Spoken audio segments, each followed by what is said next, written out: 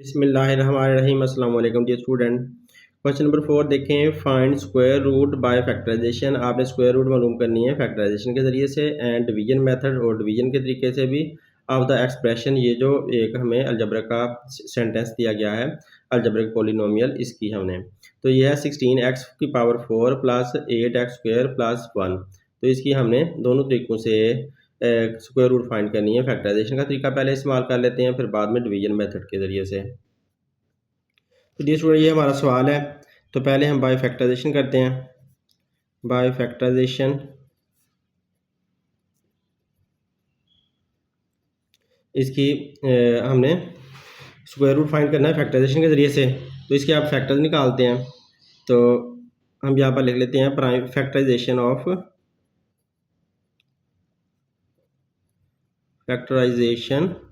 Of 16x⁴ plus 8x² plus 1। इसकी हमने factorisation करनी है। तो हमारा वही पुराना तरीका है जिसके ज़रिए से हम मिडिल टर्म ब्रेकिंग से हम कर सकते हैं। इसके अलावा हम इसका फार्मूला कंप्लीट करने के ज़रिए से भी कर सकते हैं। तो मैं फार्मूला कंप्लीट के ज़रिए से कर देता हूँ, क्योंकि फार्मूला कंप्लीट करना अब आप लोगों को आ चुका है। मैंने काफ़ी ज़्यादा सवाल फार्मूला कंप्लीट करने से कर दिए हुए हैं, तो उम्मीद है वो समझ आप लोगों को आ चुका होगा। तो लिहाजा क्योंकि मिडिल टर्म ब्रेकिंग का तरीका लेंथी है ज़्यादा, इस वजह से आप 16x⁴ को और 1 को आपने देखना है। तो इसमें देखो 16 जो है ना वो 4 का स्क्वायर होता है। तो 16 4 का स्क्वायर होता है, इसलिए 4 का स्क्वायर कर दिया। और x⁴, इसमें x⁴ को अगर आप देखते हो तो ये x⁴2 और x⁴2 होता है, 2 2 ज़ार 4, इस तरह से बन जाता है। अब आप दरमियान वाली जगह अभी खाली छोड़ दो, तो 2 तो आप लगा लें। तो 2a अभी हमें नहीं पता चला, और b का भी हमें अभी नहीं पता चला। और इधर से देखते हैं तो b 1 बनता है, तो इसका मतलब है प्लस 1 का स्क्वायर। 1 का स्क्वायर क्योंकि 1 ही होता है, तो लिहाजा b जो है ना हमारा 1 का स्क्वायर है। अब यहाँ पर आप b की जगह पर 1 लिख दो, और इधर a की जगह पर अभी नहीं पता चला, तो a की जगह पर अभी हमने नीचे इसको सोल्व कर लेते हैं। अब देखें 4 का भी स्क्वायर है, x का भी स्क्वायर है। तो ये जो 4 का स्क्वायर है और ये जो x का अंदर वाला स्क्वायर है, इसकी वजह से इन दोनों के अपने अपने स्क्वायर होने की वजह से आप इनको इकट्ठा कर लो, और इनका जो कंबाइन स्क्वायर है वो आप ऊपर दे दो। तो ये वाला स्क्वायर और ये वाला स्क्वायर मैंने यहाँ पर इनका कंबाइन स्क्वायर करके दे दिया, ये वाला।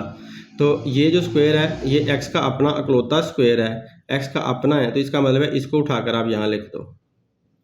तो इस तरह से आप अपने आप को समझा लो। मतलब ये कि ये यूँ समझ लें, चलें ये वाला x का जो है ना x का स्क्वायर, ये वाला अटैच्ड स्क्वायर है, ये इसके साथ जुड़ा हुआ है। अब एक ये स्क्वायर बच गया, एक ये बच गया, तो ये हमने इकट्ठा कंबाइन ऊपर दे दिया। इस तरह से अपने दिमाग को समझा लें, तो ये भी वही बात है। तो यूँ आप देखो ये a² बन चुका है, तो प्लस 2a आपने यहाँ पर लिखना है। तो मतलब ये है कि 4x² आपने यहाँ पर लिखना है, और इधर से 1 और प्लस 1 का स्क्वायर यानी कि b का स्क्वायर। तो ये मैं फार्मूला आप लोगों को शो कर देता हूँ।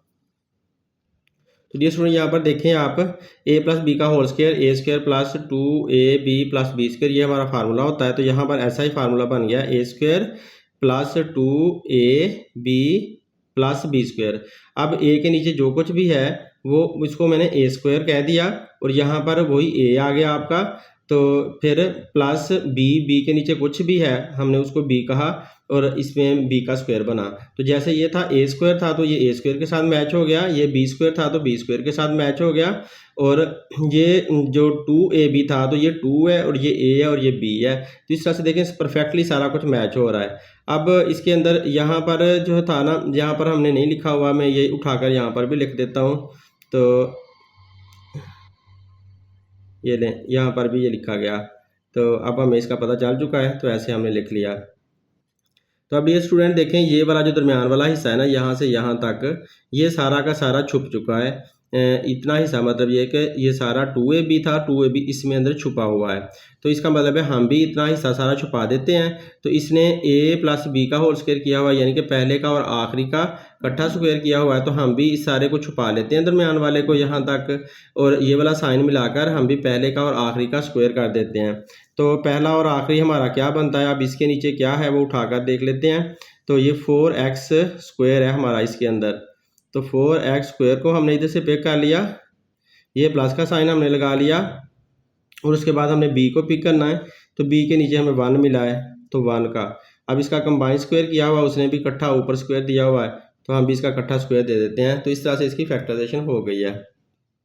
तो डियर स्टूडेंट, हमारा जो सवाल था वो तो स्क्वायर रूट लेने वाला था, हमने इसका स्क्वायर रूट लेना है। अब स्क्वायर रूट लेने के लिए आप इस तरह से पे से रकम लिखो आप 16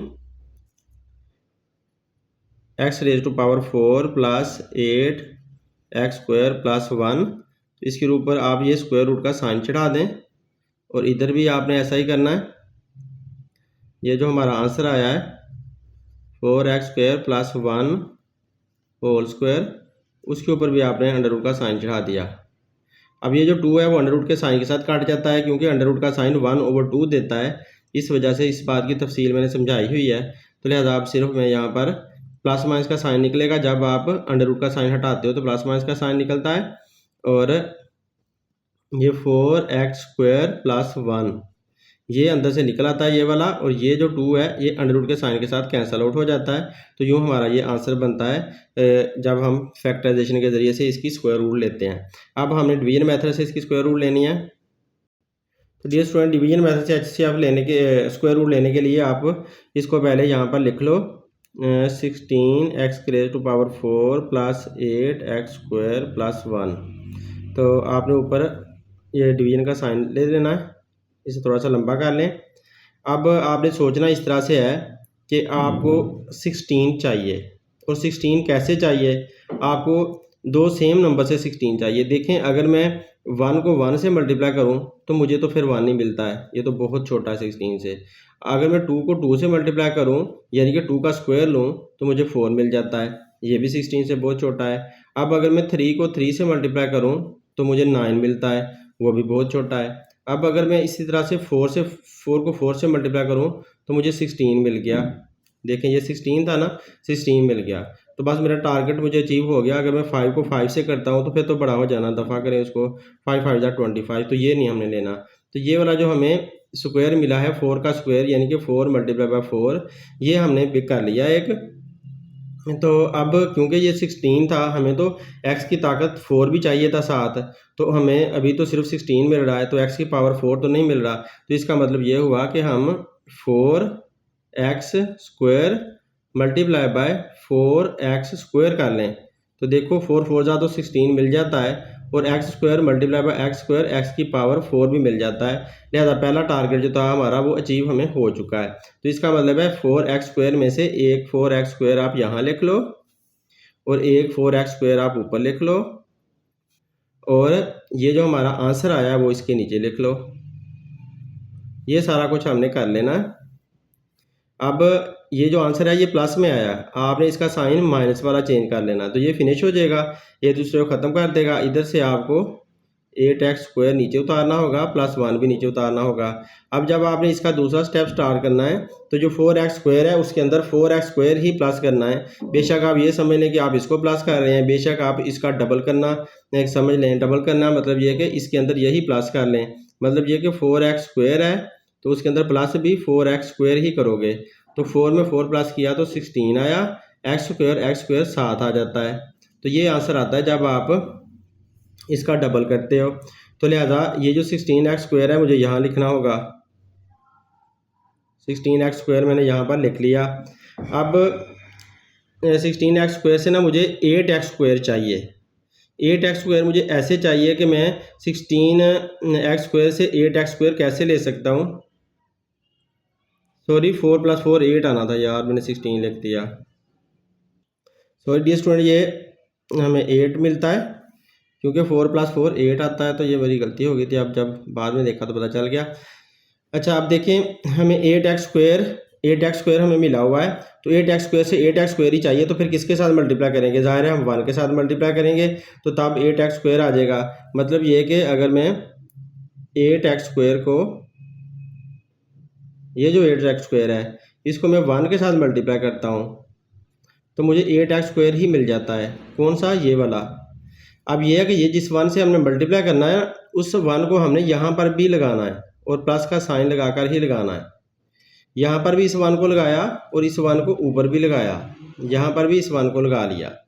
अब आपको ये जो कम्प्लेक्स रकम मिल रही है, आपने इस सारी रकम को 1 के साथ मल्टीप्लाई करना है। अब इस रकम को सारी को आप यहाँ पर लिख लो, 8x² + 1, इस सारी को 1 से मल्टीप्लाई करोगे तो आंसर क्या आएगा, 1 को 8x² से मल्टीप्लाई किया तो 8x² ही रहेगा, 1 को 1 से मल्टीप्लाई किया तो 1 ही रहेगा। तो देखें ये पूरी रकम सेम की सेम हमारी आ जाती है। अब इसको ज़रा लंबा कर लें। अब ये पहले प्लस का है, हमने माइनस का किया, पहले प्लस का है, हमने नया साइन माइनस का लगाया। तो अब देखें ये भी एक दूसरे को फिनिश करते हैं। 1 और 1 में से भी 0 आंसर आता है, और 8 में से 8 निकालें तो ये भी 0 आंसर आता है। नीचे वाला साइन कंसीडर करना है ना, जो हमने नया साइन लगाया वो कंसीडर करना है। तो आंसर इसका रिमाइंडर जो है वो 0 हो जाता है। तो इसका मतलब है हमारा आंसर आ चुका है। ये जो 4x² + 1 है, ये हमारा आंसर है। तो डियर स्टूडेंट, इसको आंसर की शक्ल में लिख देते हैं। तो लिहाजा आंसर की शक्ल में कैसे लिखेंगे, 16x⁴ + 8x² + 1 = प्लस माइनस जो हमारा आंसर आया है 4x² + 1। ये जो हमारा आंसर आया है वो मैंने यहाँ पर उठाकर लिख दिया, और इसके ऊपर अंडर रूट का साइन चढ़ा देना है, ये ना भूलिएगा। तो इस तरह से हमारा ये दोनों तरीक़ों से आंसर आ चुका है। अब नेक्स्ट क्वेश्चन करते हैं। नेक्स्ट क्वेश्चन से पहले डियर स्टूडेंट ये देख लें, दोनों तरीक़ों से आंसर सेम आया, इसमें भी वही आंसर है, यहाँ पर भी वही आंसर है। इसका मतलब है हमारा आंसर बिल्कुल सही है, तो इससे चेकिंग भी हो रही है। तो अब नेक्स्ट क्वेश्चन करता हूँ। ये स्टूडेंट देखें, Huriya is analysing the total cost of her loan. Huriya ने लोन लिया हुआ है कहीं से, यानी कि उधार कहीं से लिया हुआ है, और उसका तज्जिया कर रही है, उसका टोटल कॉस्ट निकाल रही है कि कितना पैसा उसको देना पड़ेगा। मॉडल्ड बाय द एक्सप्रेशन, ये जो एक्सप्रेशन है ना, इसके ज़रिए से एक फार्मूला उसने बना लिया है, इसको फार्मूला उसने बना लिया है, तो इसके ज़रिए से वो हिसाब किताब ला रही है। तो CX where X represent the number of year, यहाँ पर जो X दिए हुए हैं वो सालों को जाहिर करता है। What is the optimal repayment period for हुराज लोन, हुरियाज लोन। तो हुरिया के लोन अदा करने के लिए उसका मुनासिब तरीन जो टाइम है वो कौन सा हो सकता है, जब तक जिस दौरान, जिन सालों के दौरान उसने लोन अदा करना है, वापस देना है।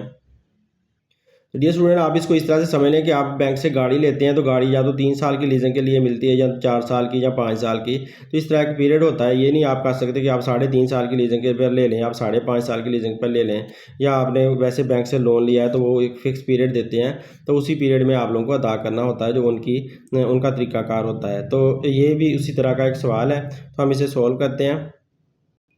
डियर स्टूडेंट, इस x की वैल्यू फाइंड करने के लिए आपने CX = 0, इसको 0 पुट कर लेना है, और उसके बाद आप इसकी वैल्यू फाइंड करें। तो इसमें देखें, ये इक्वेशन हमें सॉल्व करनी पड़नी है। तो आप इस इक्वेशन को सॉल्व करने के तरीके जानते हैं। इसका स्क्वायर कंप्लीट तो हो नहीं सकता, तो लिहाजा फार्मूला नहीं लगा सकते इसकी। अब आप इसका मिडल टर्म ब्रेकिंग से इसे सॉल्व करें।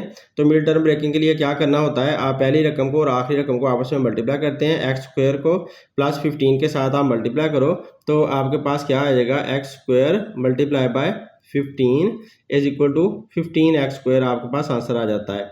तो ये 15x² हमारे पास प्लस का आंसर आ जाता है। अब आप इसके 2 पार्ट बनाओगे, तो 2 पार्ट इसके कैसे बनाने हैं, इस तरह के 2 पार्ट होने चाहिए कि उनको प्लस या माइनस करें तो माइनस का 8 आना चाहिए। तो लिहाजा हम माइनस का 8 दरमियान में लिख लेते हैं। तो अब आपने इधर से इधर आना है, और कैसे आना है, प्लस या माइनस करते हुए। तो यहाँ पर तो प्लस का साइन आएगा, इधर जो भी साइन आएंगे, और इधर ऊपर मल्टीप्लाई करते हुए जाना है। अब आपको देखो कि आपके पास टोटल जो है वो 15x² बना हुआ है, तो 15 से आप 8 कैसे ऑब्टेन कर सकते हो। अगर आप 3 5 करते हो तो 15 आ जाता है, और अगर आप माइनस का 5x रखते हो और माइनस का ही आप 3x रखते हो, तो देखें माइनस का 3 और माइनस का 5 माइनस का 8 मिलता है। इसके साथ भी तो x था ना, माइनस का 8x था, तो माइनस का 8x मिल जाता है। तो अगर आप 5 और 3 को मल्टीप्लाई करते हो तो 15 आता है, और माइनस आपस में साइन को मल्टीप्लाई करते हो तो माइनस माइनस प्लस हो जाता है। तो अगर आप x को x के साथ मल्टीप्लाई करते हो तो x² पे आ जाता है। तो हर शर्त पूरी हो रही है। इसका मतलब है यही हमारा ये जो -8x है वो ब्रेक हो गया है, टूट गया है -5 में, -5x में और -3x में। तो अब जो हमें इसका ये जो पेयर मिला है -3x और -5x, वो हम यूज़ कर लेते हैं। तो लिहाजा यहाँ पर हम लिखते हैं x²। अब -8x की जगह पर हम क्या लिखेंगे, -3x और -5x, -3x -5x, क्योंकि ये दोनों मिलकर -8x बना रहे हैं इसलिए। अब प्लस का 15 हमने लिख दिया। अब इन दोनों में से x कॉमन आ रहा है तो x बाहर रख लेते हैं, इधर से x माइनस 3 हमें अंदर मिल जाएगा क्योंकि x तो बाहर है, तो इस वजह से सिर्फ यहाँ 3 बच जाएगा। अब इन दोनों में से 5 15 को भी डिवाइड करता है, खुद को भी 5 डिवाइड कर लेता है, तो 5 को बाहर कॉमन ले लेते हैं। तो जब यहाँ से कॉमन लेंगे तो सिर्फ x यहाँ बच जाएगा, बाहर माइनस का साइन है, अंदर वाला साइन उल्टा हो जाएगा। 15 को 5 पे डिवाइड किया तो आंसर क्या आया, 5 3 आर 15, 3 आंसर आया। तो यूँ हमारे पास x माइनस 3 आ चुका है। तो अब x माइनस 5, ये वाला x और ये माइनस 5 ये ले लिया, और x माइनस 3 दोनों में कॉमन है तो कॉमन ये वाला पिक कर लिया। तो हमारी ये फैक्टराइजेशन हो चुकी है। अब आपने देखना है कि ये सारा कुछ इक्वल टू 0 आ रहा था, तो आपने दोनों को अलग-अलग इक्वल टू 0 कर देना है। मतलब ये कि 0 is equal to x minus 5 एक दफ़ा लिख लो, फिर 0 is equal to x minus 3 एक दफ़ा लिख लें। तो अब क्योंकि हमने x की वैल्यू फाइंड करनी थी, x सालों में था ना, वो फाइंड करना था, तो x को आप इधर अकेला छोड़ दें और माइनस का 5 इधर आकर प्लस का 5 हो जाएगा। एक आंसर ये आया, इधर x को अकेला छोड़ दें और माइनस का 3 इधर आकर प्लस का 3 हो जाएगा। तो x is equal to 5, x is equal to 3, ये हमारे आंसर आ रहे हैं। तो x क्या था, पीरियड था, सालों में था, तो इसका मतलब है जो उसको ने ऑप्टिमल उसकी पेमेंट है, पेमेंट पीरियड जो है वो 5 ईयर है या 3 ईयर है। तो ये हम लिख देते हैं आंसर में। सो ऑप्टिमल पीरियड ऑफ रीपेमेंट, उसने क्योंकि दोबारा वापस करना था ना लोन, तो रीपेमेंट इज 5 ईयर और 3 ईयर, क्योंकि x ईयर्स में था इसलिए। तो 5 ईयर्स और 3 ईयर्स, ये जो ना दरमियान में r चल रहा होता है, 3 ईयर्स, सॉरी 3।